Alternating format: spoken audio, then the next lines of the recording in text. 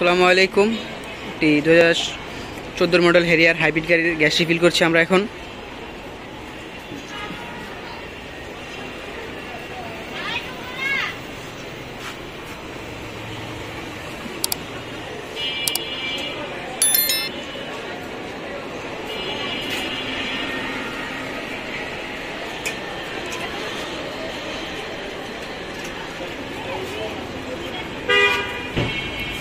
আলহামদুলিল্লাহ এখন প্রায় গ্যাস ভরা শেষ। এখন আমরা দেখবো যে গাড়ি কীরকম ভিতর ঠান্ডা হচ্ছে। এখন আপনাদের দেখাবো ভিতরে কীরকম ঠান্ডা হয়েছে, সেটা আপনাদের সাথে শেয়ার করবো।